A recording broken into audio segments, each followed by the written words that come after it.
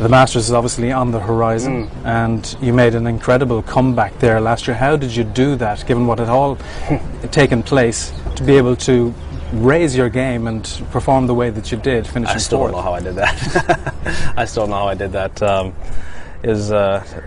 think it helped coming back to a golf course that I know. Yeah. And I know how to play it. I know where I need to put the golf ball on each and every flag. I know how to play it, and that helped. That helped a lot. Have you thought about, though, what it took? I mean, have you analysed how you managed to actually just bring it all together for that 1 week, given the lack of tournament play? Yeah, that was hard. That was very hard because I wasn't as prepared, physically or mentally for the event. But as I said, I came back to a golf course that I had success on, and I knew how to play it. And of all the golf courses we play, St. Andrews and probably Augusta are the two golf courses you have to know how to play.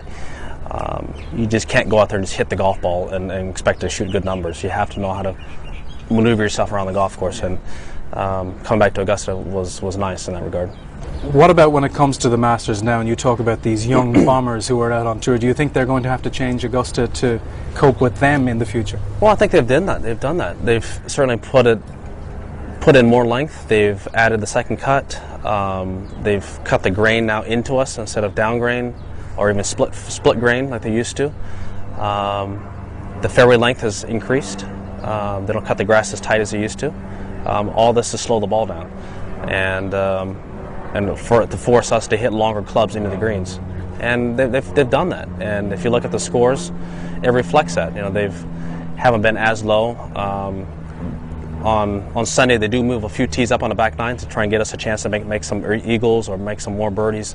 But generally, the first 3 days or the first 3.5 days, it's tough, and the guys don't really make a lot of birdies. There is a special air about the Masters, though. It's a unique tournament, obviously. You've won it 4 times. It's been a while, 2005 since you've won last.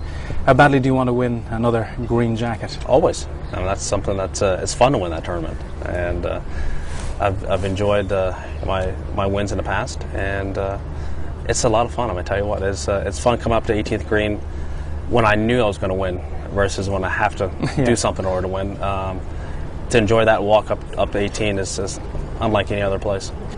1996, when you were still an amateur, Arnold Palmer and Jack Nicklaus both reckoned that you would equal or better their combined total, which made 10 green jackets, 10 Masters titles. So you're on your way there. I mean, are you disappointed that you haven't won more at this stage, given that that's maybe 15 years ago that they came out with that statement? Well, that would have been 10 out of 15. That would have been pretty good. I've put myself there on a lot of occasions. I've been there in the hunt, and that's something that one has to do in order to win these events. You don't just win a lot by not putting yourself there.